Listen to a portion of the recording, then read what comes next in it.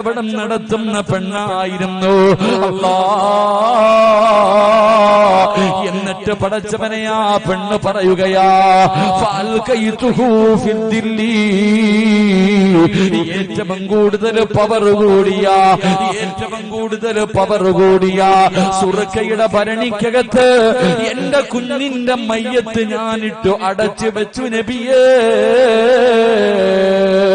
പെങ്ങളെ, നെല്ലിക്ക ഉപ്പിലിടുമല്ലോ, മാങ്ങ ഉപ്പിലിടുമല്ലോ, ഇതുപോലെ തന്റെ കുഞ്ഞിന്റെ മയ്യത്തിന് ആ സുർക്കയുടെ ഭരണിക്കകത്ത് ഇട്ടുവെക്കുകയാ. അതിനകത്ത് കിടന്ന് അഴുകുകയാ. കുഞ്ഞിന്റെ ഇറച്ചി മുഴുവനും അതിനകത്ത് കിടന്ന് അഴുകുകയാ.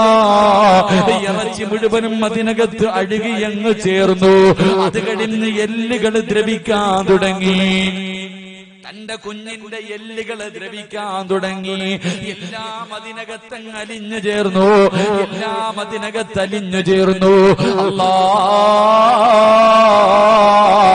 ഒരടയാളവും കാണുന്നില്ല. ജ്യൂസ് അടിച്ച് ചേർക്കുന്നത് പോലെ കുഞ്ഞിന്റെ ഇറച്ചിയും എല്ലുമെല്ലാം അതിനകത്ത് അലിഞ്ഞു ചേർന്നു. ഒരടയാളവും കാണാതെ വന്നപ്പോ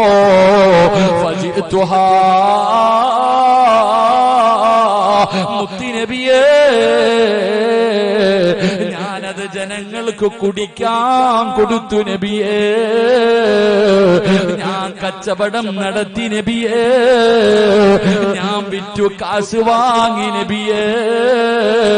അല്ലാഹുവിന്റെ റസൂലിന്റെ കൈകാലുകൾ വിറയ്ക്കുകയാ. മുത്തുനബിയിരുന്ന് കരയുകയാ. താടിരോമത്തിലൂടെ കണ്ണുനീരിങ്ങനെ ഒഴുകുകയാ. അല്ലാഹുവേ, ഒരു പെണ്ണിനിങ്ങനെ ആകാൻ പറ്റുമോ തമ്പുരാന്? അല്ലാഹുവേ, ഇവളിങ്ങനെ ആകാറ്. പടച്ചവനെ, 3 പാപം, 1 വ്യഭിചരിച്ചു, 2 കൊല ചെയ്തു.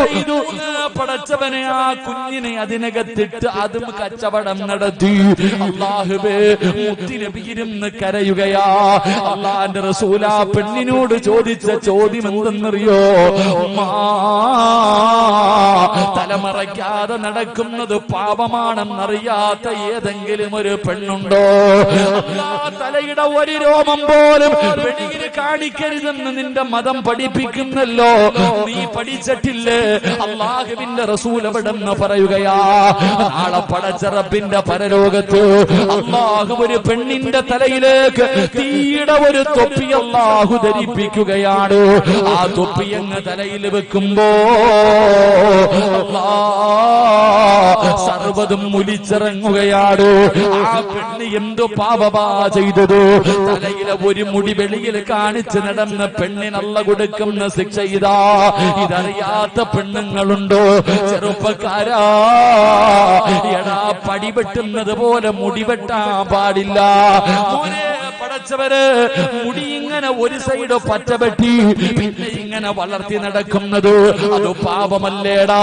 അല്ലാഹു ശപിച്ചവരല്ലേ? അല്ലാഹുവിന്റെ മലക്ക് ശപിച്ചതല്ലേടാ? നിനക്കതറിയുമല്ലോ. എത്രയോ ഉസ്താദന്മാര് വാഴ്ന്നു പറഞ്ഞു. എന്റെ ഉമ്മ നിന്നെ ഉപദേശിച്ചല്ലോ, എന്നിട്ടും എന്തേടാ ഇങ്ങനെ നടക്കുന്നത്? എന്തേ നന്നാകാത്തത്? നിന്റെ ഹൃദയം ഇങ്ങനെ ആയതിന്റെ കാരണമാ പറയുന്നത്. അല്ലാഹുവിന്റെ റസൂൽ ആ പെണ്ണിനോട് ചോദിക്കുകയാ, നീ ഇങ്ങനെ ആകാനുള്ള കാരണമെന്താ? ചിന്തിച്ചു നോക്കും. മുത്തുനബിയുടെ മുന്നിൽ ഒരു പെണ്ണ് വന്നിട്ട് പറയുന്നു, നബിയെ, എന്റെ ഭർത്താവ് കച്ചവടക്കാരനാ, പോയാ ഗൾഫിൽ പോണ പോലെ 2 കൊല്ലമൊക്കെ കഴിഞ്ഞിട്ടേ വരത്തുള്ളൂ, മാസങ്ങൾ കഴിഞ്ഞിട്ടേ വരാറുള്ളൂ. അങ്ങനെ ഭർത്താവ് പോയപ്പോ ഞാൻ ഒരുത്തനുമായിട്ട് ശാരീരികമായി ബന്ധപ്പെട്ടു. അതിലൂടെ ഞാൻ ഗർഭിണിയായി. കലക്കാനും കൊല്ലാനും ഒന്നും നിന്നില്ല. ഞാൻ എന്റെ കുഞ്ഞിനെ ചുമന്നുകൊണ്ട് നടന്നു. കാരണം ഇക്ക നാട്ടിലില്ലാത്തത് കാരണം കൊണ്ട് നടന്നു. പ്രസവിച്ചിട്ട് കുഞ്ഞിനെ ഞാൻ തന്നെ അങ്ങ് കൊന്നു. എന്നിട്ട് ഉപ്പിലിടുന്നത് പോലെ സുർക്കയുടെ ഭരണിക്കകത്തിട്ട് അടച്ചു വെച്ചു. അതിനകത്ത് കിടന്ന് അഴുകി എല്ലാം ദ്രവിച്ചു കഴിഞ്ഞപ്പോ അത് അങ്ങോട്ട് ജനങ്ങൾക്ക് കുടിക്കാൻ കൊടുത്തിട്ട് കാശ് വാങ്ങി. അതാ പെണ്ണ് അല്ലേ? നമുക്ക് ജോളിയെ മാത്രമല്ലേ അറിയൂ. ജോളിയുടെ കഥ വായിച്ചു നോക്ക്, എന്താ ഇങ്ങനെ ആകാനുള്ള കാരണം കേൾക്ക്. ആ പെണ്ണ് പറയാം, അത് ഞാൻ വിറ്റ് കാശ് വാങ്ങി നബിയെ. ഈ പെണ്ണ് മുത്തി നബിയുടെ മുന്നിൽ ഇരുന്ന് പറയുമ്പോ പ്രവാചകൻ പൊട്ടിക്കരയ, കൈകാല് വിറയ്ക്ക. അല്ലാ, ഇങ്ങനെ ആകാൻ പറ്റുമോ? ഇങ്ങനെ ആകാൻ പറ്റുമോ? എന്റെ പ്രിയപ്പെട്ട പെങ്ങളെ, ആ പെണ്ണ് അങ്ങനെ ആകാനുള്ള കാരണം മുത്തി നബി ആ പെണ്ണിനോട് ചോദിച്ചു, ഫഇന്നി അറാ അന്നകി തറക്തി സ്വലാത്തൽ അസ്രി. ഒറ്റ ചോദ്യമേ ചോദിച്ചുള്ളൂ, നീ അസർ നിസ്കരിക്കാറില്ലേ? ഒറ്റ ചോദ്യം ചോദിച്ചുള്ളൂ. ഉസ്താദെ, 18 കൊല്ലം പോറ്റി വളർത്തി എന്റെ മോള് ഞാൻ നിലവിളിച്ച് പൊട്ടിക്കരഞ്ഞപ്പോ പോലും എന്നെ പരിഗണിക്കാതെ കണ്ടവന്റെ കൂടെ ഓടി ഉസ്താദെ. എന്റെ മോൻ എന്നെ തല്ലുന്നു ഉസ്താദെ, എന്നെ ചീത്ത വിളിക്കണു ഉസ്താദെ. എന്താ ഇല്ല, എന്റെ മക്കൾ ഇങ്ങനെ ആയതെന്ത്? ഞാൻ ചോദിക്കുന്നത്, നീയൊക്കെ അസർ നിസ്കരിക്കാറുണ്ടോ? ഒരൊറ്റ ആയത്തോതി അള്ളാഹു ജീവിതത്തിലെ പാവം മുഴുവനും പുറത്തരൂ എന്ന് പറഞ്ഞൊന്ന് കൈവക്കാൻ പറയുമ്പോ അതിന് പോലും മനസ്സില്ലാത്ത ആ ചെറുപ്പക്കാരനോട് ഞാൻ ചോദിക്കാം, നീ അസർ നിസ്കരിക്കുമായിരുന്നോ മോനെ? നിസ്കരിക്കുമായിരുന്നെങ്കിൽ നീ കൈവക്കുമായിരുന്നു. നിസ്കരിക്കാത്തത് കൊണ്ടാണ് നിന്റെ ഹൃദയം ഇത്ര കഠിനമായി പോയത്. അള്ളാഹു കാത്തിരക്ഷിക്കുമാറാകട്ടെ. ഉറക്കപ്പർ അള്ളാഹു കാത്തിരക്ഷിക്കുമാറാകട്ടെ. ഉറക്കപ്പർ അള്ളാഹു കാത്തിരക്ഷിക്കുമാറാകട്ടെ. അതുകൊണ്ട് എന്റെ പ്രിയമുള്ള സഹോദരങ്ങളെ, അള്ളാഹുവിന്റെ പരിശുദ്ധമായ ഖുർആനിലെ ഒരായത്ത് ഞാൻ പറഞ്ഞു തരാം. ഇനി പറ, ഓതിക്കൂടെ? ഓതിക്കൂടെ? കൈവക്ക്, കൈവക്ക്. സ്റ്റേജിൽ ഇരിക്കണവർക്കും പൊക്കാം, സംഘാടകർക്കും പൊക്കാം. ഇൻഷാ അല്ലാഹ്. അൽഹംദുലില്ലാഹ്. അള്ളാഹു ഈമാൻ തരുമാറാകട്ടെ. ഇനി പൊക്കാത്ത ആരെങ്കിലും ഉണ്ടെങ്കിൽ നിനക്ക് അല്ലാഹു ഒരു പ്രതിഫലം തരും. അത് പറഞ്ഞില്ലെങ്കിൽ പിന്നെ ഇന്നത്തെ വയത് കൊണ്ട് വല്ല പ്രയോജനമുണ്ടോ? ഇത്രയെല്ലാം പറഞ്ഞിട്ടും കൈവക്കാൻ മനസ്സില്ലാത്ത ആരെങ്കിലും ഉണ്ടെങ്കിൽ, അത്രയ്ക്കും നെഞ്ചുറപ്പ് നിനക്കുണ്ടെങ്കിൽ, അത്രയ്ക്കും വലിയ ആണത്തം നിനക്കുണ്ടെങ്കിൽ, ഇതുകൂടെ കേട്ടോ, നിനക്ക് അല്ലാഹു തരുന്ന ഒരു പ്രതിഫലം ഞാൻ പറയാം. നീ ഈ ലോകത്ത് എവിടെ കടന്ന് ചത്താലും, നിനക്കിനി ഏത് കൊലകൊമ്പം നിനക്ക് ലാ ഇലാഹ ഇല്ലല്ലാഹ് പറഞ്ഞു തന്നാലും പറയാൻ നിന്റെ നാവ് പൊങ്ങില്ലടാ. അള്ളാഹു കാത്തിരക്ഷിക്കുമാറാകട്ടെ. താത്താ, ഇത്ര പറഞ്ഞിട്ട് പോലും നിനക്കൊരു നല്ല നിയ്യത്ത് ചെയ്യാൻ നിനക്ക് മനസ്സില്ലെങ്കിൽ, അത്രയ്ക്കും വലിയ മതവിളകി ആന വന്നാലും നെഞ്ചു വിരിച്ചിരിക്കണ ഏതെങ്കിലും താത്ത ഉണ്ടെങ്കിൽ നിനക്ക് അല്ലാഹു ഒരു പ്രതിഫലം തരും. നീ എവിടെങ്കിലും കിടന്ന് തീരുവല്ലോ, അന്ന് പള്ളിയിലെ ഖത്തീബോ ഏതെങ്കിലും സയ്യിദന്മാരോ തങ്ങന്മാരോ അല്ലെങ്കിൽ ഹാഫിദോ ആലിമോ ഹജ്ജ് ചെയ്ത ആളോ ഉംറ ചെയ്ത ആളോ ആരും നിനക്ക് ലാ ഇലാഹ ഇല്ലല്ലാഹ് പറഞ്ഞെന്നാലും നീ പറയൂല, നിന്നെ കൊണ്ട് പറ്റൂല. നീ പറയും, ഞാൻ കാഫിർ ചാകുന്നത് പോലെയാ ചാകുന്നതെന്ന് പറഞ്ഞിട്ടേ മരിക്കത്തുള്ളൂ. അള്ളാഹു കാത്തിരക്ഷിക്കുമാറാകട്ടെ. ഉറക്കപ്പർ അള്ളാഹു കാത്തിരക്ഷിക്കുമാറാകട്ടെ. അള്ളാഹു അങ്ങനെയുള്ള ഒരു മരണത്തെ തൊട്ട് നമ്മളെ കാക്കുമാറാകട്ടെ. അതുകൊണ്ട് എന്റെ പ്രിയമുള്ള സഹോദരങ്ങളെ, മഹാനായ റബീഅത്ത് ബിൻ ഹൈസം റളിയല്ലാഹു റബീഅത്ത് ബിൻ ഹുസൈൻ റളിയല്ലാഹു തആല അൻഹു, ആ ചെറുപ്പക്കാരൻ ഉണ്ടായിരുന്ന ഒന്നാമത്തെ ഗുണം, അള്ളാഹുവിന് ഇഷ്ടപ്പെടാത്ത ഒരു കാര്യവും കണ്ണുകൊണ്ട് കാണൂല, പ്രത്യേകിച്ച് പെണ്ണുങ്ങളുടെ മുഖത്ത് പോലും നോക്കാറില്ല. അള്ളാഹു ആ ചെറുപ്പക്കാരന്റെ ആ നല്ല ഗുണം ഇന്നത്തെ രാത്രി മുതൽ, അത്രയൊക്കെ അല്ലെങ്കിലും കുറച്ചെങ്കിലും ജീവിതത്തിൽ സൂക്ഷിക്കാൻ അള്ളാഹു ഭാഗ്യം തരുമാറാകട്ടെ. ഉറക്കപ്പുറം അള്ളാഹു ഭാഗ്യം തരുമാറാകട്ടെ. അത് ഞാൻ പറയാനുള്ള കാരണം, ഇന്നത്തെ കാലഘട്ടം അങ്ങനെ നമ്മൾ ഇറങ്ങിപ്പോകുമ്പോ ഈ താത്താമാരുടെ ഒക്കെ വരക്കം കണ്ട ആരായാലും നോക്കി പോവില്ലേ? എഴുന്നള്ളത്തിന് വരുന്ന ആന വരുന്ന കണ്ട ആരായാലും നോക്കൂലേപ്പാ? നോക്കൂലേ? നിങ്ങളാരും നോക്കൂല? മലക്കളല്ല, നമ്മള് മനുഷ്യന്മാരല്ലേ? ഒരു അന്യ പെണ്ണ് നമ്മുടെ മുന്നിലേക്ക് നടന്നു വരുന്നു, സ്വാഭാവികമായിട്ട് മനുഷ്യന്മാര് നോക്കിപ്പോ. ഒന്നാമത്തെ നോട്ടം അള്ളാഹു പുറത്തുവരുന്ന, അള്ളാഹു പുറത്തുവരുമാറാകട്ടെ. അള്ളാഹു പുറത്തുവരുമാറാകട്ടെ. ഒന്നാമത്തെ എന്തായാലും അള്ളാഹു പുറത്തുവരുമല്ലോ എന്ന് വിചാരിച്ചുകൊണ്ട് ഒന്നൊന്നര നോട്ടം നോക്കിയേക്കരുത്. അങ്ങനെ ഉണ്ടല്ലോ. എന്തായാലും ഒന്നാമത്തത് കുഴപ്പമില്ല, അള്ളാഹു പുറത്തുവരും. രണ്ടാമത് നോക്കുന്നില്ലേ കുഴപ്പമൊന്നും. അങ്ങനല്ല, ഒന്നാമതും രണ്ടാമതെല്ലാം അള്ളാഹു നമ്മളെ കാത്തിരക്ഷിക്കുമാറാകട്ടെ. അതുകൊണ്ട് താത്താമാര് കുറച്ചുകൂടെ ഒക്കെ ശ്രദ്ധിക്കാം. നിങ്ങളുടെ വസ്ത്രധാരണയും നിങ്ങളുടെ ഓരോ കാര്യങ്ങളും നീ സ്വന്തം നശിച്ചു, മറ്റൊരാളെ നശിപ്പിക്കൂടെ ചെയ്യരുത്. സ്വന്തം നന്നായില്ലെങ്കിലും മറ്റൊരാളെ നശിപ്പിക്കുന്നത്. സഹോദരിമാര്, നിങ്ങൾ വിചാരിക്കും നിങ്ങളുടെ ഇഷ്ടത്തിന് നിങ്ങൾക്ക് തോന്നുന്ന രീതിയിൽ നിങ്ങൾ വസ്ത്രം ധരിച്ചിട്ട് നടക്കുമ്പോ എത്ര ചെറുപ്പക്കാരി ചെട്ടിപ്പടിയിൽ എത്ര എണ്ണം നിന്നെ നോക്കുന്നുണ്ട്. ഓനെക്കൂടെ എന്തിനാ പെങ്ങളെ നരകത്തിൽ കൊണ്ടുപോകണം? നീ അവനെ കൂടെ എന്തിനാ നരകത്തിലാക്കണം? നീയേ നരകവാസിയായി പോകുമ്പോ കുറെ എണ്ണത്തിനെ കൂടെ കൊണ്ടുപോകണമെന്ന് ആഗ്രഹിക്കുന്ന എന്തിനാ? ഒരു പെണ്ണ് വിചാരിച്ചാൽ പലരെയും നന്നാക്കാൻ പറ്റുമല്ലോ. ചരിത്രത്തിൽ കാണാം, ബസ്രയിൽ ഒരു ചെറുപ്പക്കാരനുണ്ട്. ഓൻ ഏത് പെണ്ണിനെ കണ്ടാലും ഇഷ്ടപ്പെട്ട് കഴിഞ്ഞാൽ കൊണ്ടുപോകും. ബസ്ര എന്ന് പറയുന്ന നാട്ടിലൊരു ചെറുപ്പക്കാരുണ്ട്. ആ ചെറുപ്പക്കാരനൊരു ഹോബി എന്ന് പറയുന്നത് ഏത് പെണ്ണിനെ കണ്ട ആഗ്രഹിച്ച ഓ കൊണ്ടുപോകും. അപ്പൊ വൈകുന്നേരമായ ഇങ്ങനെ ബസ് സ്റ്റോപ്പിൽ പോയി ഇരിക്കണ പോലെ ഇങ്ങനെ പോയിരിക്കും. ഏത് പെണ്ണിനെ കാണാൻ ഇഷ്ടപ്പെടുന്ന കൂടെ പോകും. അപ്പൊ ഒരിക്കൽ കൂട്ടുകാരെല്ലാരും പറഞ്ഞടാ, ഒരു പെണ്ണുണ്ടടാ, എത്ര നോക്കിയിട്ട് ഓളെ വളയ്ക്കാൻ പറ്റണില്ല. ഇന്നിപ്പോ അതൊക്കെയല്ലേ നടക്കാം. ഇന്നിപ്പോ ബസ് സ്റ്റോപ്പിൽ നിന്നിട്ട് പറയടാ, എത്ര എണ്ണം നോക്കിയിട്ട് ഓള് മാത്രം വളയണില്ല, എന്നാ ഒന്ന് വളച്ചു കാണിക്കളിയാ. വൈരാദേശി മത്സരം. അപ്പൊ ഈ ചെറുപ്പക്കാരനോട് പറഞ്ഞ ആരൊക്കെ നോക്കിയിട്ട് ഓള് വളയണില്ല. അപ്പൊ ഈ ചെറുപ്പക്കാരന് വാശിയായി ഓളൊന്ന് വളയ്ക്കണം. കൂടെ പുറകെ പോയി.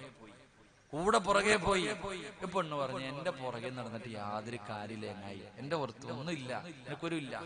ഇപ്പം പിന്നെയും പുറകെ പോവാ. അവസാനം പടച്ചോനെ എത്രയൊക്കെ നോക്കിയിട്ടും വിടുന്നില്ല. അവസാനം ഈ പെണ്ണ് തന്റെ വീടെടുക്കാറായപ്പോ ഈ പെണ്ണിനോട് ചോദിച്ചു, നീ എന്ത് കണ്ടിട്ടാ എന്റെ പുറകെ നടക്കണേ? ഞാൻ ശരീരം മുഴുവനും മറച്ചിട്ട് അള്ളാനെ പേടിച്ചടക്കുന്ന ഒരു പെണ്ണ, നീ എന്ത് കണ്ടിട്ടാ എന്റെ പുറകെ വരണേ? ഓൻ പറയാ, പെണ്ണേ, നിന്റെ കണ്ണുണ്ടല്ലോ, ആ മനോഹരമായ 2 കണ്ണുകളായി എന്നെ ഏറ്റവും കൂടുതൽ സ്വാധീനിച്ചത്. നിന്റെ ഈ കണ്ണിന് ഇത്ര ഗ്ലാമർ ആണെങ്കിൽ നിന്റെ ശരീരത്തിന് എത്ര ഗ്ലാമർ ആയിരിക്കും. ഈ കണ്ണ് കണ്ടിട്ടാ. ചെറുപ്പക്കാരാ, ഇതൊക്കെ കണ്ടിട്ടാ, ഈ ചരിത്രമൊക്കെ വായിച്ചിട്ടാ ഓരോരുത്തന്മാര് സിനിമ എഴുതണം. മനസ്സിലായ? ചെറുപ്പക്കാരൊക്കെ ചിരിക്കണം. ഇതൊക്കെ വായിച്ചു നോക്കിയിട്ടാ പലമാരും പല സിനിമകൾ ഇറക്കുന്നത്. ഈ പെണ്ണിനോട് ചെറുപ്പക്കാരൻ പറയുക, നിന്റെ കണ്ണ്, ആ ഒരൊറ്റ കണ്ണിന് ഇത്ര ഗ്ലാമർ ആണെങ്കിൽ നിന്റെ ശരീരത്തിന് എന്തായിരിക്കും പെണ്ണെ? ഈ കണ്ണാ. അല്ലാഹുവേ പടച്ചവനെ, ആ പെണ്ണ് പറഞ്ഞു, നീ ഇവിടെ ഇവിടെ ഇരിക്ക്, ഞാൻ നിനക്കൊരു സമ്മാനം കൊടുത്തു വിടാം. ആ ചെറുപ്പക്കാരനോട് അവിടെ ഇരിക്കാൻ പറഞ്ഞിട്ട് നിലവിളിച്ചുകൊണ്ട് വീട്ടിലേക്ക് ഓടാ. ഈ പെണ്ണ് നിലവിളിച്ചുകൊണ്ട് തന്റെ വീട്ടിലേക്ക് ഓടാ. എന്തിനാ നിലവിളിച്ചെന്നറിയോ? അല്ലാ, എന്റെ ഈ കണ്ണാണല്ലോ അല്ലാ ഇവനെ ഈ പാപം ചെയ്യിപ്പിച്ചത്. എന്റെ ഈ 2 കണ്ണുകൾ കാരണമാണല്ലോ അല്ലാ ഇവൻ എന്റെ പുറകെ വന്നത്. പടച്ചോനെ, ഞാൻ തെറ്റ് ചെയ്തല്ലോ അല്ലാ, ഞാൻ പാവിയായി പോയല്ലോ അല്ലാ, എന്റെ ദുനിയാവ് ആഖിറവും പോയല്ലോ അല്ലാ, ഒരുത്തനെ ഞാൻ പിഴപ്പിച്ചല്ലോ തമ്പുരാനെ. അല്ലാഹുവേ, വീടിന്റെ അകത്തേക്ക് പോയിട്ട് പൊട്ടിക്കരയാ.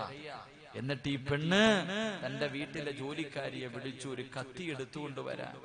എന്നിട്ട് പറഞ്ഞു, 2 കത്തി കൊണ്ട് തന്റെ കണ്ണ് 2 കൃഷ്ണമണി അങ്ങ് ചൂഴ്ന്നെടുത്തു.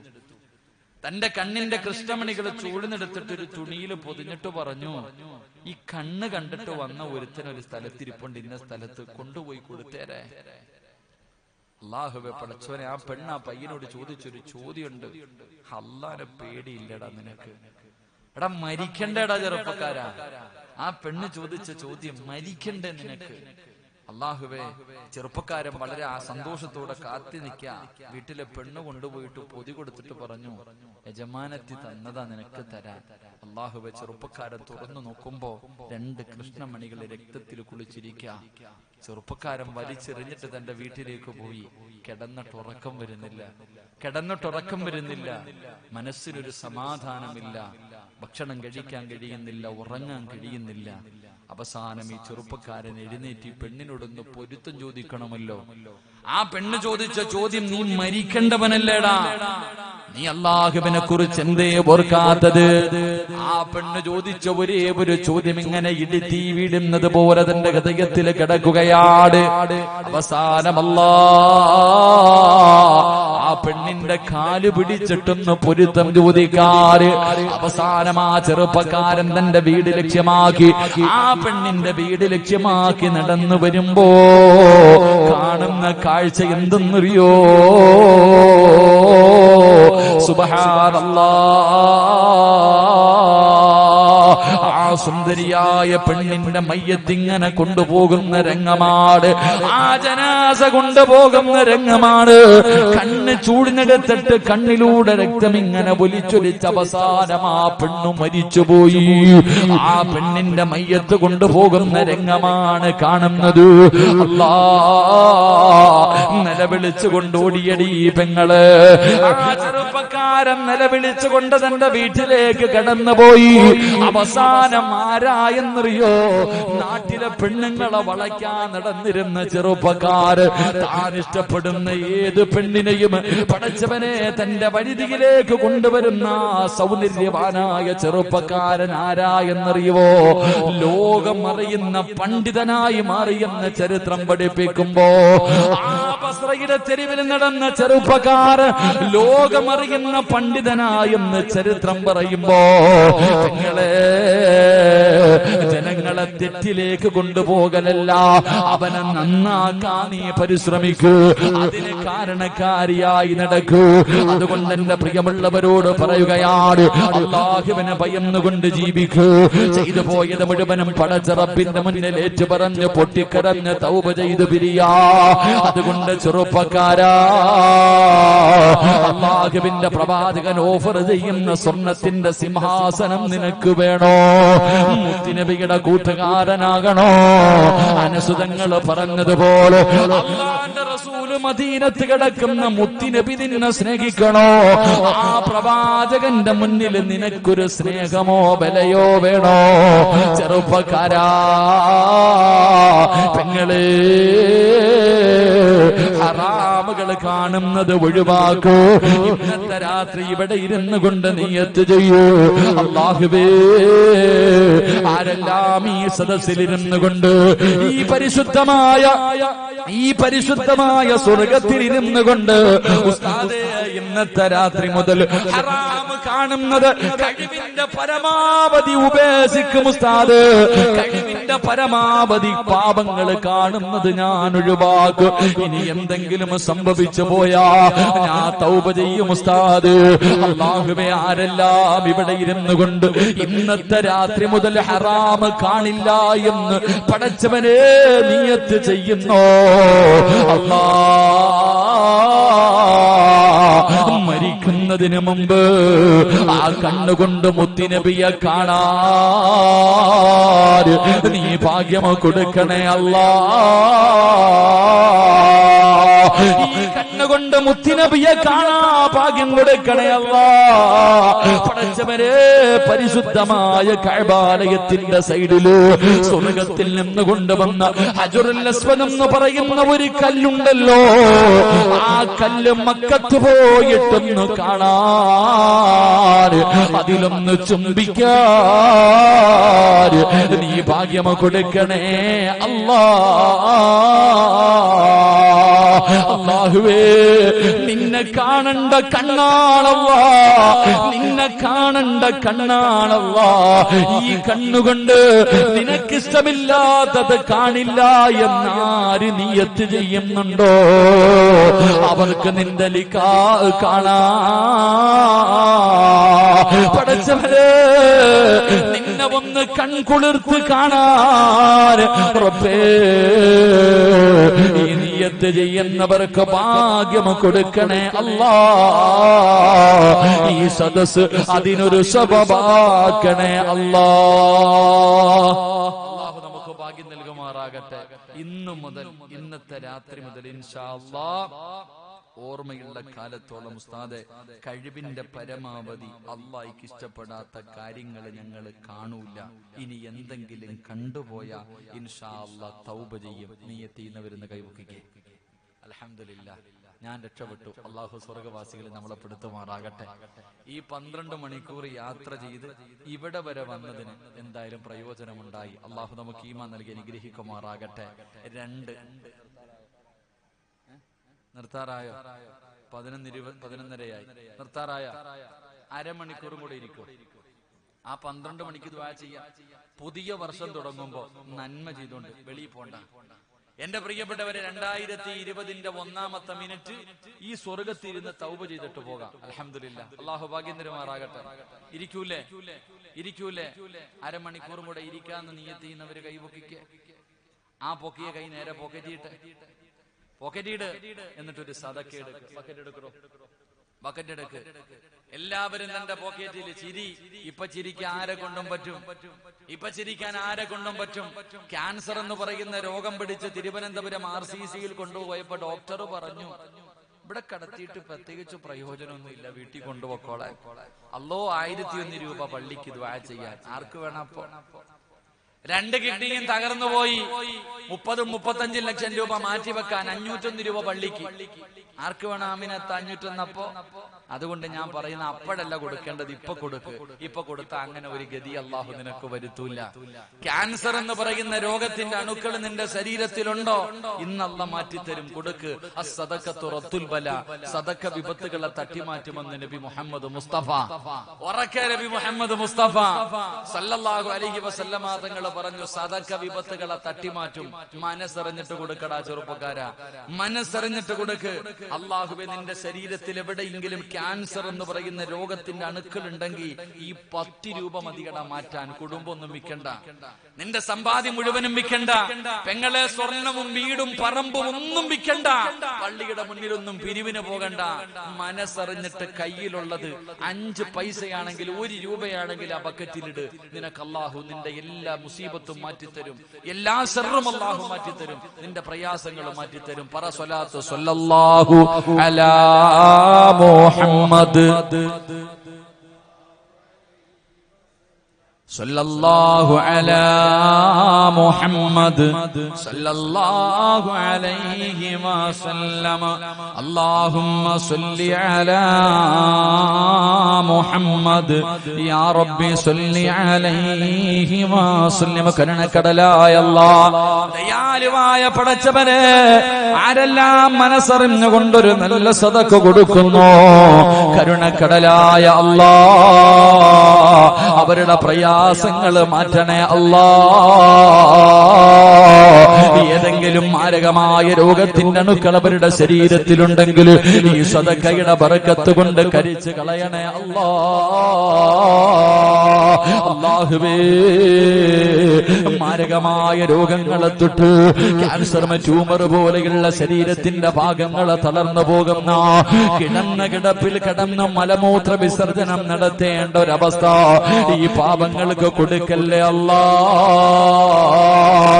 ആരെല്ലാം മനസ്സറിഞ്ഞുകൊണ്ട് കയ്യിലുള്ളതിലൊരു നല്ല സദഖ കൊടുക്കുന്നു, തന്റെ സമ്പാദ്യം മുഴുവനും മരുന്നു വാങ്ങാൻ വേണ്ടി മാറ്റിവെക്കുന്ന ഒരു മാരക രോഗമോ കൊടുക്കല്ലേ അല്ലാ.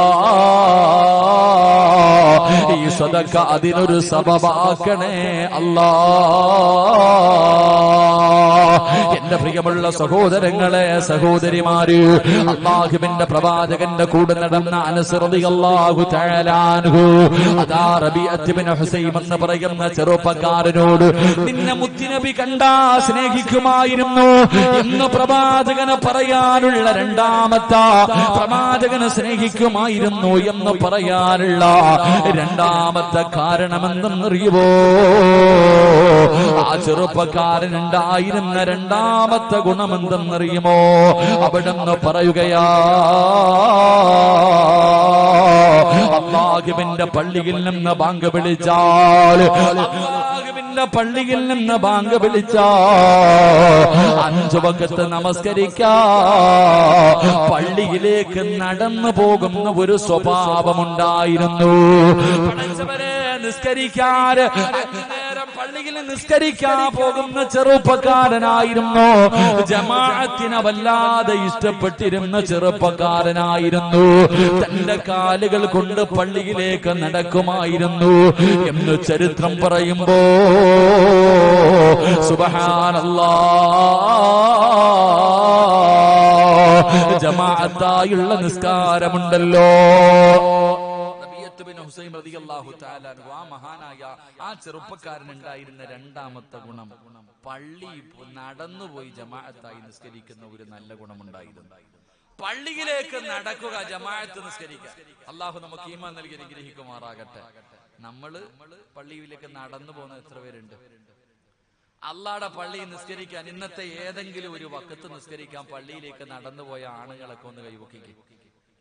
നടന്നുപോയവര്, വണ്ടിയിൽ പോയവര് ഞാൻ ചോദിച്ചില്ല.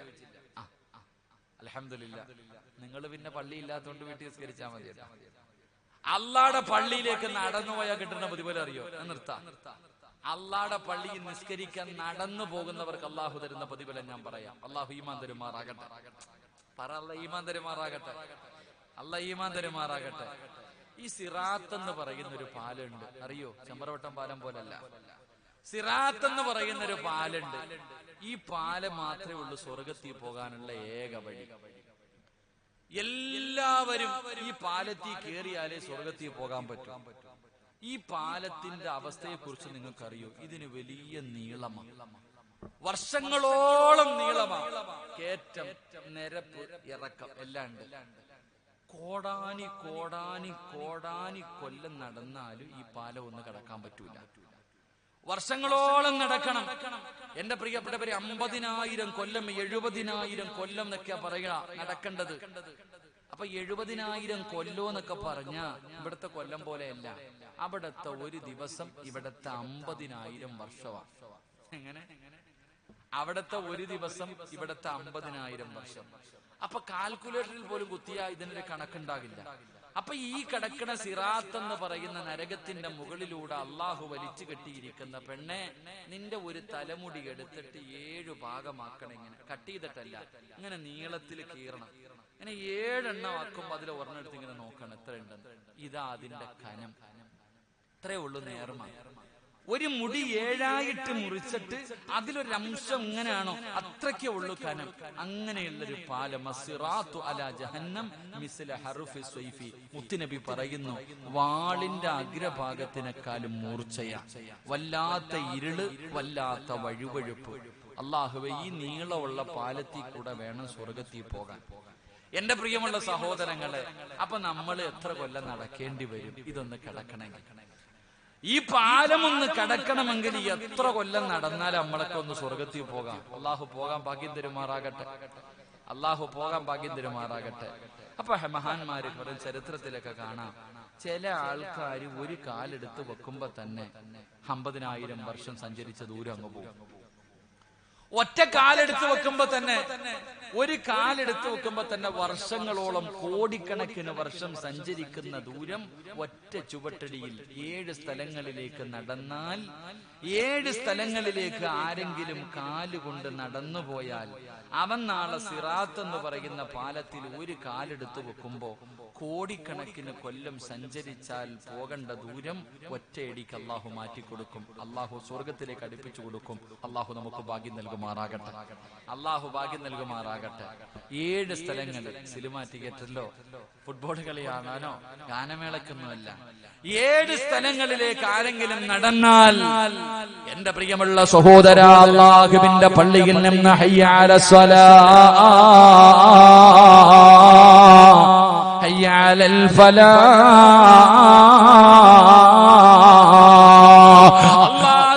പള്ളിയിൽ നിന്ന് ബാങ്ക് വിളിക്കുമ്പോ പള്ളിയിലേക്ക് നടന്നു പോകുന്ന സഹോദരാ, പടച്ചവനെ, അതാ ചരിത്രം പറയുകയാണ്. മഹാനായ റബീഅത്ത് ബിൻ ഹുസൈൻ തങ്ങളുണ്ടല്ലോ, പടച്ചവനെ ഒറ്റ വഖത്ത് പോലും മുടക്കിയിട്ടില്ല. അവസാനം രോഗം പിടിച്ചിട്ട് നടക്കാൻ വയ്യ. രോഗം പിടിച്ചിട്ട് നടക്കാൻ വയ്യ. 2 ആൾക്കാരുടെ തോളിൽ കൈയിട്ടിട്ടാണ് തങ്ങൾ അവിടെ നിന്ന് നടക്കുന്നത്. 2 പേരുടെ തോളിൽ കൈവച്ചുകൊണ്ട് അള്ളാഹുവിന്റെ പള്ളിയിലേക്ക് പോകുന്നത് കണ്ടപ്പോ അവിടെ നിന്ന് ചിലര് ചോദിക്കുന്നു, തങ്ങള് നടക്കാൻ ആരോഗ്യമില്ലല്ലോ, പിന്നെ എന്തിനാണ് പിന്നെയും പള്ളിയിലേക്ക് വരുന്നത്? വീട്ടിൽ നമസ്കരിക്കാമല്ലോ. ആ സമയത്ത് മഹാനായ റബീഅത്ത് ബിൻ ഹുസൈൻ തങ്ങളെ പറഞ്ഞത് എന്തെന്നറിയോ?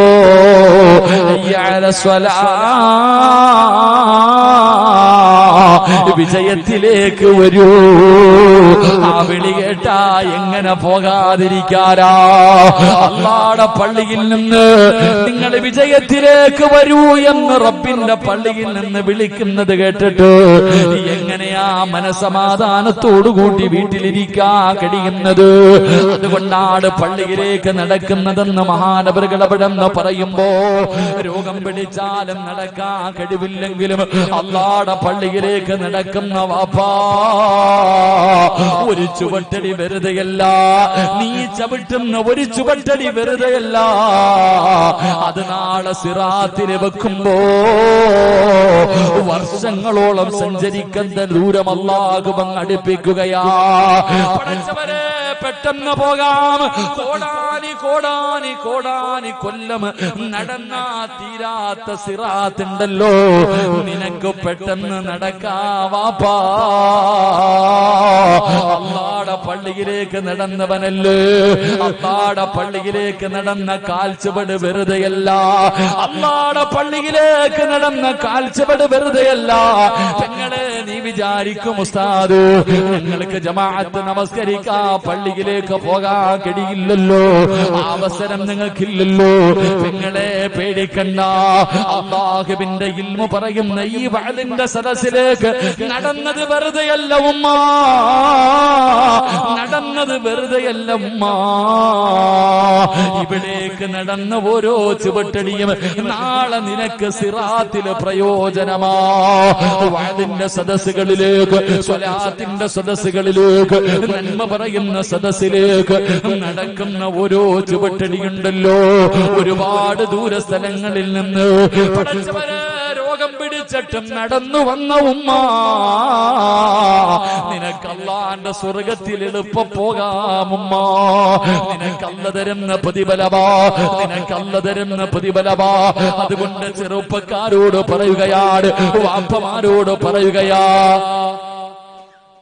നിങ്ങൾ വണ്ടിയിലാണ് പള്ളിയിൽ പോകുന്നതെങ്കിലും, നിങ്ങൾ വണ്ടിക്കകത്താണ് പള്ളിയിൽ പോകുന്നതെങ്കിലും, പള്ളിയുടെ മുന്നിലെത്തുമ്പോ പറയണം, മക്കളെ വണ്ടി നിർത്തടാ. എന്ത് ചെയ്യണം? ഇപ്പൊ വണ്ടി പള്ളിക്കകത്ത് കയറ്റാൻ പറ്റുമെങ്കിൽ അവിടെ വരെ നമ്മൾ കയറ്റും. പള്ളിക്കകത്ത് വണ്ടി കയറ്റാൻ പറ്റുമെങ്കിൽ അതിനകത്ത് വരെ കയറ്റുന്നവരാ നമ്മൾ. എങ്കിൽ എന്റെ പ്രിയപ്പെട്ട ഉപ്പമാരോട് പറയാ, നടന്ന് പള്ളിയിൽ നിസ്കരിക്കാൻ പോകുന്നവർ നടന്ന് തന്നെ പോകുക. കാരണം ആ കാൽ ചുവട് നാളെ നിനക്ക് സ്വർഗത്തിലേക്ക് ചവിട്ടാൻ എളുപ്പം ഭാഗ്യം കിട്ടും. അള്ളാഹു ഭാഗ്യം നൽകുമാറാകട്ടെ, അള്ളാഹു ഭാഗ്യം നൽകുമാറാകട്ടെ. അപ്പൊ വയ്യാത്ത വാപ്പ ചോദിക്കും, ഉസ്താദെ നമുക്ക് വയ്യല്ലോ. വാപ്പ വയ്യെങ്കിലും നിന്റെ വണ്ടിയിലാണ് പോകുന്നതെങ്കിൽ ഇവിടത്തെ പള്ളിയുടെ തൊട്ടു മുന്നിൽ കൊണ്ടുപോകുമ്പോ പറയണം, മോനെ ഒന്ന് നിർത്തടാ, ഞാനൊന്ന് നടക്കട്ടെ. വണ്ടി പള്ളിയുടെ മുന്നിലെത്തുമ്പോ പറയണം, മോനെ ഒരു 10 ചുവട്ടിടിയെങ്കിലും വാപ്പ ഒന്ന് നടക്കട്ടേടാ.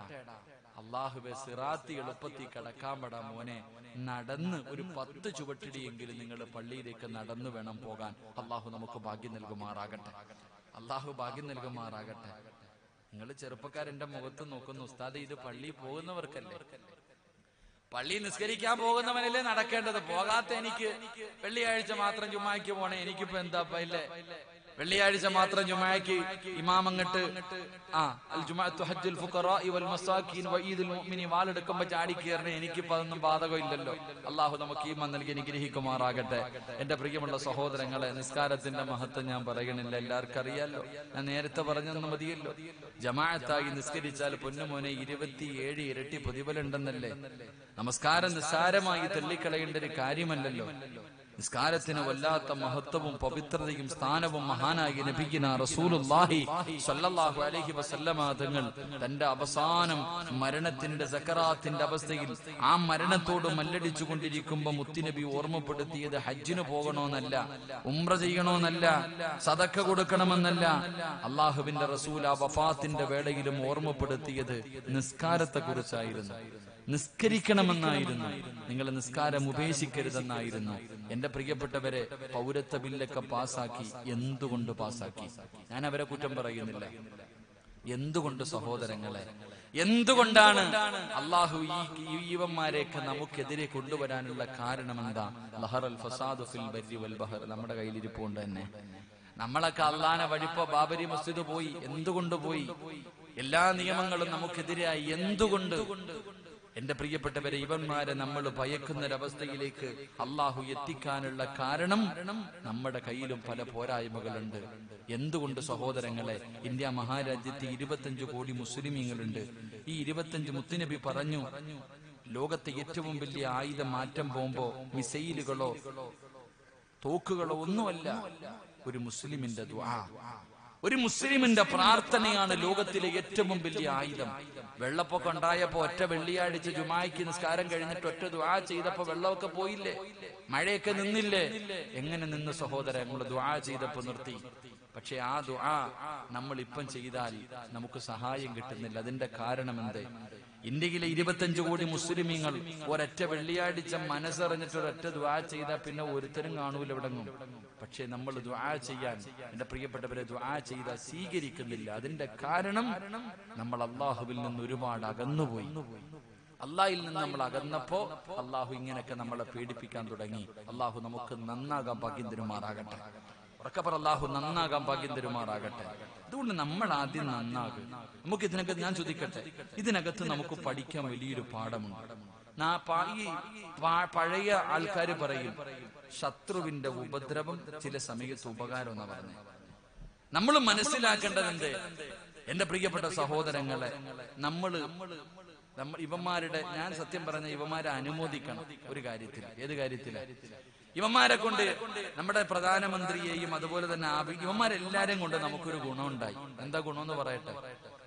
എന്റെ പ്രിയപ്പെട്ട സഹോദരങ്ങളെ, മുസ്ലിം സമുദായം 5 തട്ടിലായിരുന്നു. കൈ എവിടെ കെട്ടണം, കുനൂത്ത് ഓതണം, മരിച്ചവര് കേൾക്കുവോ, ഖബർ സിയാറത്തുണ്ടോ, ഇതൊക്കെയായിരുന്നു വിഷയം. ഇവരെല്ലാവരെയും കൂടെ ഒന്ന് ഒരുമിപ്പിക്കാൻ ആരൊക്കെ നോക്കി? ഇവിടെ മുസ്ലിം സംഘടനകളെ മുഴുവനും ഒരുമിപ്പിക്കാൻ വേണ്ടി ആരൊക്കെ നോക്കി? ഇന്ന് വരെ നടന്നു. തലകുത്തി നടന്നവരൊക്കെ പോയി, മടുത്തിട്ട് അവരൊക്കെ പള്ളിപ്പറമ്പി വരെ പോയി. പക്ഷെ ഇവന്മാരെല്ലാരും കൂടെ ഒറ്റ നിയമം പാസ്സാക്കിയപ്പോ നമ്മളൊക്കെ ഒറ്റക്കെട്ടായി. ആലോചിക്കുക, ഇവരൊരൊറ്റ നിയമം പാസ്സാക്കിയപ്പോ കൊടിയുടെ നിറവില്ല, നീ കൈ എവിടെ വേണമെങ്കിലും കെട്ടിക്കോ, കാല് കെട്ടിക്കോ. ഇപ്പൊ എല്ലാം ഒറ്റയടിക്കല്ലേ ഇറങ്ങുന്നത്.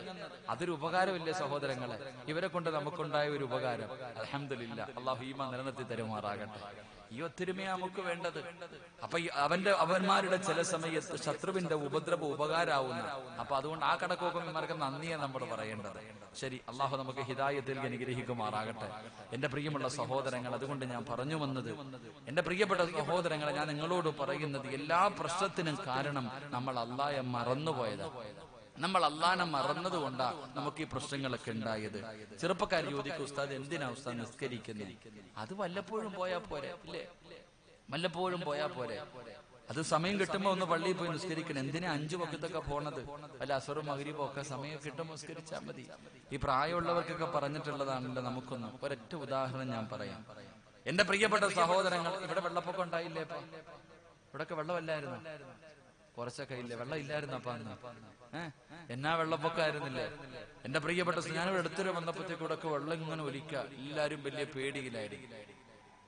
കുഴപ്പമില്ല, എങ്ങോട്ട് നോക്ക്, എല്ലാം ഉണ്ടാകും. ഫരീഖും ഫിൽ ജന്ന ഫരീഖും ഫിൽ സഈർ. സ്വർഗത്തിന്റെ അവകാശികൾ ഉണ്ടാകും, നരകത്തിന്റെ അവകാശികൾ ഉണ്ടാകും. സ്വർഗത്തിൽ ആള് കുറവും, നരകത്തിൽ ആള് കൂടുതലും. അള്ളാഹു നമ്മളെ എവിടെ കൂട്ടണമെന്ന് നിങ്ങൾ തീരുമാനിക്കുക. അള്ളാഹു ഭാഗ്യം തരുമാറാകട്ടെ. അള്ളാഹു സ്വർഗത്തിന്റെ അവകാശികൾ പെടുത്തുമാറാകട്ടെ. എന്റെ പ്രിയമുള്ള സഹോദരങ്ങളെ, ചെറുപ്പക്കാര് ചോദിക്കും, നിസ്കരിച്ചാൽ എന്ത് കിട്ടും? ഒറ്റ ഞാൻ പറയണില്ല, എന്റെ വയൽ കേൾക്കണ എല്ലാവർക്കും അറിയാം. പക്ഷെ ഇന്ന് രാത്രി ഇവിടെ ഉപകാരം വന്നപ്പോ, ഇന്നത്തെ രാത്രി നിങ്ങൾക്ക് ഇവിടെ ഓടിയപ്പോ എനിക്ക് പറഞ്ഞു, നിസ്കരിച്ച എന്ത് കിട്ടുമെന്നറിയോ? അല്ല പറയുകയാ, മരിക്കുന്ന കാലം വരെ ഈ ചെട്ടിപ്പടിയിലെ ഒരു വീടിന്റെ അകത്ത് അള്ളാഹു പട്ടിണി കൊടുക്കില്ല എന്ന് അള്ളാന്റെ വിശുദ്ധ ഖുർആൻ. അള്ളാഹു ഈമാൻ തരുമാറാകട്ടെ.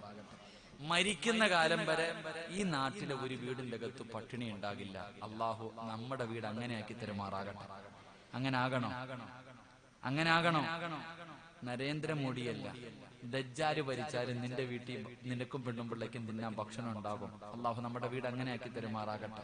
നീ ഒരു വീട്ടിലും പിരിവിന് പോകണ്ട, ഒരു സംഘടനകൾക്ക് മുന്നിലും പോകണ്ട. 3 നേരമല്ല, 5 നേരം നിനക്കും പെണ്ണുമ്പിള്ളയ്ക്ക് എല്ലാ ദിവസവും ഖിയാമത്ത് നാൾ വരെ ഭക്ഷണം ഉണ്ടാകും. അള്ളാഹു നൽകി അനുഗ്രഹിക്കുമാറാകട്ടെ. ഇൻഷാ അല്ലാഹ് എന്റെ വീട് അങ്ങനെ ആകണമെന്ന് ആഗ്രഹമുള്ളവരൊക്കെ ഒന്ന് കൈവക്കുകയും. ആഗ്രഹം മാത്രം മതിയോ?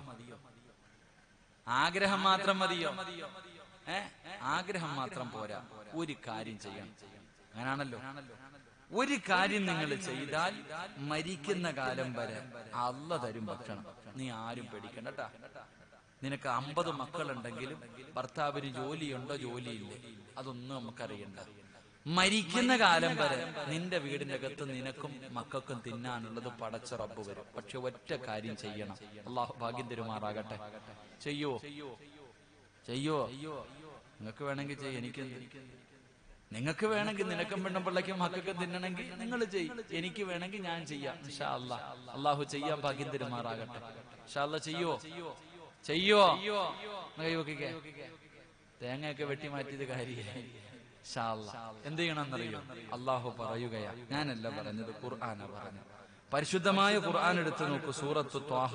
അല്ലാഹു പറയുകയാ, വഅ്മുർ അഹ്ലക ബിസ്വലാത്തി വസ്തബിർ അലൈഹാ ലാ നസ്അലുക റിസ്ഖ നഹ്നു നർസുഖ.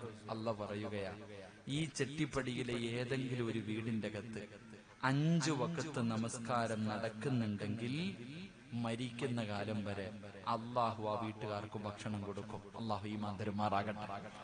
ആർക്ക് വേണമെങ്കിൽ പോയിട്ട് ഏത് തഫ്സീർ വേണമെങ്കിലും നിങ്ങൾ നോക്കിക്കോ, ഖുർആനിന്റെ ഏത് പരിഭാഷ വേണമെങ്കിലും നിങ്ങൾ വായിച്ചു നോക്ക്. വഅ്മുർ അഹ്ലക ബിസ്വലാത്തി വസ്തബിർ അലൈഹാ ലാ നസ്അലുക റിസ്ഖ നഹ്നു നർസുഖുക. അല്ലാഹു പറയാ, ഞാനാ റബ്ബ്, ഞാനാ റിസ്ക് തരുന്നവൻ, നീയല്ല ഉണ്ടാക്കുന്നത്. അതുകൊണ്ട് 5 വഖത്ത് നീ നിസ്കരിക്കണം, പെണ്ണും പിള്ളയെ മക്കളെ നിസ്കരിപ്പിക്കണം. മോടി ഭരിച്ചാലും കാലം ഭരിച്ചാലും ഭക്ഷണം ഞാൻ തരും. അല്ലാഹു ഈമാൻ തരുമാറാകട്ടെ. അല്ലാഹു ഈമാൻ തരുമാറാകട്ടെ. ചെയ്തൂടെ ചെയ്തൂടെ പറ ചെയ്തൂടെ ചെയ്തൂടെ മരിക്കുന്ന കാലം വരെ ഭക്ഷണത്തിന് തടസ്സം ഉണ്ടാകാതിരിക്കണമെന്ന് ആഗ്രഹിക്കുന്ന ഒരു കൈപൊക്കിക്ക്. മരിക്കണ കാലം വരെ പട്ടിണി ഉണ്ടാകില്ല. ഭക്ഷണം ഖുർആനിലെ 2 ആയത്താരെങ്കിലും ഭക്ഷണം കഴിക്കുന്ന സമയത്ത് ഓതിയാൽ അള്ളാഹു ഒരിക്കലും അവനെ പട്ടിണിക്കിടില്ല എന്ന് നബിയിനാ റസൂലുള്ളാഹി. നിങ്ങൾ എന്താ വിചാരിച്ച ഖുർആൻ വെറുതെയാന്ന്? എന്റെ സഹോദരി ഭക്ഷണം കഴിക്കാൻ തുടങ്ങുന്ന സമയത്ത് അള്ളാന്റെ ഖുർആനിലെ ഒറ്റ 2 ആയത്തുകൾ, അള്ളാഹുവിന്റെ പരിശുദ്ധമായ ഖുർആനിലെ 2 ആയത്തുകൾ നീ ഓതിയാൽ മരിക്കണ കാലം വരെ അള്ളാഹ് നിന്നെ പട്ടിണിക്കിടൂല. നിന്നെയോ നിന്റെ ആരോതുന്നോ അവരെ മരിക്കണ കാലം വരെ അള്ളാഹു പട്ടിണിക്കിടൂല. അള്ളാഹു പഠിക്കാൻ ഭാഗ്യം തരുമാറാകട്ടെ. പറഞ്ഞേരട്ടെ വേണോ? എല്ലാം ഇങ്ങനെ കേട്ടിട്ട് കളയാൻ നിൽക്കുക. ഇൻഷാ അല്ലാഹ് അവസാനം പഠിക്കാം. അല്ലാഹു ഭാഗ്യം തരുമാറാകട്ടെ. അപ്പൊ അല്ലാഹ് പറയുകയാ, വഅ്മുർ അഹ്ലക ബിസ്വലാത്തി വസ്തബിർ അലൈഹാ ലാ നസ്അലുക റിസ്ഖ നഹ്നു നർസുഖുക. അല്ലാഹു പറയുകയാണ്, ഒന്നാമത്തെ പ്രതിഫലം ചെട്ടിപ്പടിയിലുള്ള ഓരോ ചെറുപ്പക്കാരോടും ഓരോ വാപ്പയോടും ഒരുപാട് ഉമ്മമാരോട് അല്ലാഹു പറയുന്നു, മരിക്കുന്ന കാലം വരെ അല്ലാഹു നിനക്ക് റിസ്ഖ് മുടക്കൂല. അല്ലാഹു മരിക്കുന്ന കാലം വരെ നിന്റെ വീടിന്റെ അകത്ത് ഭക്ഷണം തരും. 2 വൽആഖിബത്തു ലിത്തഖ്വാ. ഒരുപാട് പേരുടെ മയ്യത്ത് വെള്ളിയാഴ്ച കബറടക്കിയ ചെറുപ്പക്കാരാ, ഒരുപാട് പെണ്ണുങ്ങളുടെ ചിരിക്കുന്ന മുഖം കണ്ട പെങ്ങള്, നിനക്കൊരു നല്ല മരണം വേണോ ആയിഷ? നിനക്കൊരു നല്ല മരണം വേണോ ഫാത്തിമ? നിനക്കൊരു നല്ല മരണം വേണോ ആമിന? നിസ്കരിക്കു പെണ്ണേ, നിസ്കരിക്കു പെണ്ണേ. മയ്യത്ത് കാണാൻ വരുന്നവരുടെ മുഖത്ത് നോക്കി ചിരിക്കാനുള്ള അവസരമാ അല്ലാഹു തരുന്ന പ്രതിഫലമാണ് പറയുന്നത്. അതുകൊണ്ട് എന്റെ പ്രിയമുള്ളവര്, എന്റെ ചെറുപ്പക്കാരോട് പറയുന്നു, നിസ്കാരം ഉപേക്ഷിക്കല് മക്കള്. എന്റെ ഉമ്മമാരോട് പറയുകയാ, ഭർത്താവിനെ നിർബന്ധമായിട്ടും പള്ളിയിൽ പറഞ്ഞു വിടൂ. നിന്റെ മക്കളെ പറഞ്ഞു വിടൂ. നീയാണ് നിന്റെ ഭർത്താവിനെയും മക്കളെയും നന്നാക്കേണ്ടത്. നിന്നെ കൊണ്ടതിന് കഴിയുമല്ലോ. ലോകത്ത് എത്രയോ പെണ്ണുങ്ങളെ തലതിരിഞ്ഞ ഭർത്താവിനെ നന്നാക്കിയ ചരിത്രമുണ്ട്. തലതിരിഞ്ഞു പോയ മക്കളെയും നന്നാക്കിയ ചരിത്രമുണ്ട്. പക്ഷേ വീടിലെ പെണ്ണ് പിഴച്ചാ പോയി പെങ്ങള്, പറഞ്ഞിട്ട് കാര്യമില്ല പെങ്ങള്. അതുകൊണ്ട് എന്റെ പ്രിയമുള്ളവരോട് അല്ലാഹുവിന്റെ പരിശുദ്ധമായ ഖുർആനിലെ ഒരു ആയത്ത് ഓതിയിട്ട്, പടച്ചവനെ, ആരെങ്കിലും ഭക്ഷണം കഴിക്കുന്നതിന് മുമ്പ് ഖുർആനിലെ ഈ 2 ആയത്ത് ഓതിയാ മരിക്കുന്ന കാലം വരെ അല്ലാഹ് അന്നം മുടക്കൂല. അത് വീടിന്റെ അകത്താകട്ടെ, അല്ലെങ്കിൽ ഈ ഗവൺമെന്റ് കെട്ടുന്ന ജയിലിന്റെ അകത്താകട്ടെ, എവിടെയാണെങ്കിലും ഈ ആയത്തോതിയാ അല്ലാഹു മരിക്കുന്ന കാലം വരെ നിനക്ക് അന്നം മുടക്കൂല. അതുകൊണ്ട് എന്റെ പ്രിയമുള്ളവരോട് പറയുകയാണ്, എന്റെ ചെറുപ്പക്കാരോട് പറയുകയാ, മോനെ നടക്കടാ. ഫുട്ബോൾ കളി കാണാൻ കൊച്ചി വരെ പോകുമല്ലോ, ക്രിക്കറ്റ് കളി കാണാ തിരുവനന്തപുരം വരെ പോകുമല്ലോ. മോനെ എന്തേടാ പള്ളിയിലേക്ക് നടക്കാത്തത്? വാപ്പ പള്ളിയിലേക്ക് ജമാഅത്തായി നമസ്കരിക്കാൻ നടന്നു പോകാൻ പറഞ്ഞാ നിനക്ക് ആരോഗ്യമില്ല, പക്ഷേ കൊളസ്ട്രോള് കൂടി ബ്ലോക്ക് വന്നു. ഹോസ്പിറ്റലിൽ കൊണ്ടുപോയപ്പോ ഡോക്ടർ പറഞ്ഞു നടന്നില്ലെങ്കിൽ തീർന്നു പോകുമെന്ന്. പാപ്പ പള്ളി പോ, നടക്കാൻ വയ്യ. പാപ്പ പള്ളി പോ, നടക്കാൻ വയ്യ. ഡോക്ടർ പറഞ്ഞു കൊളസ്ട്രോള് കൂടുതലാ, നടക്കണം, ഇല്ലെങ്കിൽ ചത്തുപോകും. ആര് പറഞ്ഞു? ഡോക്ടർ പറഞ്ഞു. ഡോക്ടർ എന്താ പറഞ്ഞേ? എടാ പള്ളിയിൽ അല്ല പറഞ്ഞു നടക്കടാ പള്ളി. വയ്യസ്താതെ, നടുവേദന, ആ വേദന, ഈ വേദന, ഒരു ചുവട്ടടി വെക്കാൻ വയ്യ.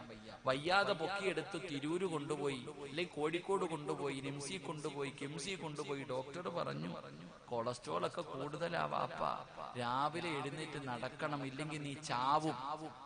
എഴുന്നേറ്റ് പോവോ? ആലോചിക്ക്. പെണ്ണുമ്പിള്ള അലാറം വെക്കും. ജീവിതത്തിൽ ഇന്ന് വരെ അവൾ എഴുന്നേറ്റിട്ടില്ല. അവൾ 5 മണിക്ക് അലാറം വെച്ചിട്ട് എഴുന്നേക്ക്, സ്വർഗത്തിൽ പോകാം, എഴുന്നേക്ക്. രാവിലെ വിളിച്ചുണർത്തിയിട്ട് പറയുമ്പോ നടക്കാൻ പോകാം. കൂട്ടിന് അവളും വരും. ഭർത്താവിനെ ഒറ്റയ്ക്ക് വിടൂല, അത്രയും സ്നേഹം. രാവിലെ 4 മണിക്ക് 5 മണിക്കൊക്കെ ഇങ്ങനെ നടക്കുന്ന കാണാൻ റോഡിലൂടെ. ഭർത്താവ് ഇങ്ങനെ നടക്കും, ഭാര്യ ഒരു കമ്പും കൈ വെച്ചിട്ടുണ്ട്, പട്ടി വന്നാതല്ല. എന്തൊരു സ്നേഹം എന്നറിയാം. ഈനാമ്പേച്ചിക്ക് മരപ്പട്ടി കൂട്ടെന്ന് പറയണ പോലെ. എന്നാ ഏതെങ്കിലും നിന്റെ കെട്ടിയവന് രാവിലെ സുബഹിക്ക് പള്ളി പറഞ്ഞു വിട്ട് നോക്ക്, കൊളസ്ട്രോൾ അല്ല, ഒരു രോഗം ഉണ്ടാവൂല. പ്രഷറും ഷുഗറും കൊളസ്ട്രോളും. എന്റെ പ്രിയമുള്ളവരെ, ശാസ്ത്രം യൂട്യൂബിലൊക്കെ കയറി നോക്ക്, എല്ലാ അസുഖം മാറാനുള്ള എളുപ്പവഴി. ഏകദേശമുള്ള പ്രായമുള്ളവര്, ഏകദേശമുള്ള സർവ്വ രോഗങ്ങളും മാറാനുള്ള എളുപ്പവഴി എന്തെന്നറിയോ? പണ്ടുള്ള നിന്റെ വാപ്പായിക്ക് പ്രഷർ ഉണ്ടായിരുന്നു, ഷുഗർ ഉണ്ടായിരുന്നു, കൊളസ്ട്രോൾ ഉണ്ടായിരുന്നു, ഒന്നും ഇല്ലായിരുന്നു. 100, 110 വയസ്സൊക്കെ ജീവിച്ചിരിക്കുന്നു. പണ്ടത്തെ ഉമ്മാമാരുടെ ആരോഗ്യമൊക്കെ പറയണോ? പണ്ടത്തെ ഉപ്പാടെ ഉമ്മാടെയൊക്കെ ആരോഗ്യം പറയണോ? ഇപ്പൊ അത് 25 അയാൾ ഒടിഞ്ഞുത്തി അടക്കാം നമ്മുടെ മക്കളൊക്കെ. എന്തുകൊണ്ട് സഹോദരങ്ങളെ? മുത്തുനബി സല്ലല്ലാഹു അലൈഹി വസല്ലമ തങ്ങൾ പറഞ്ഞു, നിങ്ങൾ പള്ളിയിലേക്ക് നടക്ക്. ശാസ്ത്രം പറയുന്നു ചെരുപ്പിടാതെ 10 മിനിറ്റ് നടന്നാ മതി, സർവ്വരോഗവും മാറുന്നു. ശാസ്ത്രം കണ്ടുപിടിച്ചത് ഒരു മനുഷ്യൻ ചെരുപ്പിടാതെ 10 മിനിറ്റ് നടന്ന അവന്റെ സർവ്വരോഗവും മാറുമെന്ന് ശാസ്ത്രം കണ്ടുപിടിച്ചു. 1400 കൊല്ലം മുമ്പ് മുത്തുനബി പറഞ്ഞു പള്ളി നടന്നു പോകാൻ. അല്ലാഹു ഈമാൻ തരുമാറാകട്ടെ. ചെരുപ്പില്ലാതെ തറയിലൂടെ നടക്ക്. ചെരുപ്പില്ലാതെ തറയിലൂടെ നടക്കുമ്പോ കാലിന്റെ അടിയിൽ കല്ലുകൾ കൊണ്ട് നമ്മുടെ സർക്കുലേഷൻ, ബ്ലഡ് സർക്കുലേഷൻ ഒക്കെ നല്ല നിലയിൽ നടക്കും. അപ്പൊ തന്നെ ഏകദേശമുള്ള രോഗം മാറുന്ന. നാളെ മുതൽ ചെരുപ്പില്ലാതെ നടന്നു നോക്കണം എല്ലാം കേട്ടോ. ഇൻഷാ അല്ലാഹ്. അള്ളാഹു ആഫിയത്ത് ആരോഗ്യം നൽകുമാറാകട്ടെ. അള്ളാഹു ആഫിയത്ത് ആരോഗ്യം നൽകുമാറാകട്ടെ.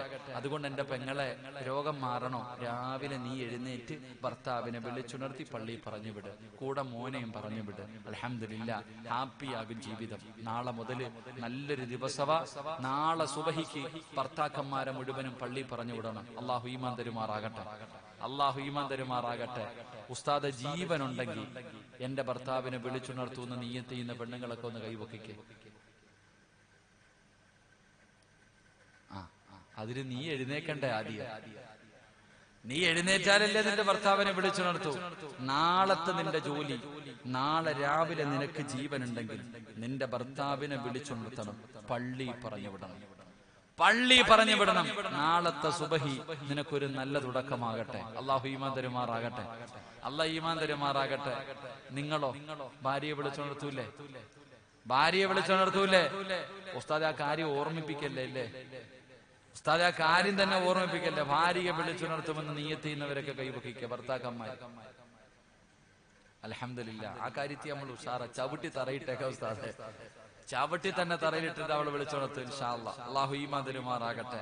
അപ്പൊ എന്റെ പ്രിയമുള്ള സഹോദരങ്ങളെ, പ്രവാചകൻ സല്ലല്ലാഹു അലൈഹി വസല്ലമ തങ്ങളുടെ കൂടെ നടന്ന ഈ സ്വഹാബി പറയുകയാ, നിന്നെ എന്റെ മുത്തുനബി കണ്ടിരുന്നെങ്കിൽ സ്നേഹിക്കുമായിരുന്നു. അതിന്റെ രണ്ടാമത്തെ കാരണം, അള്ളാഹുവെ, ആ ചെറുപ്പക്കാരൻ മരിക്കണ കാലം വരെ ഒരൊറ്റ വഖ്തും മുടക്കാറില്ല, പള്ളിയിലേക്ക് നടന്നുപോയി ജമാഅത്തായി നിസ്കരിക്കുമായിരുന്നു.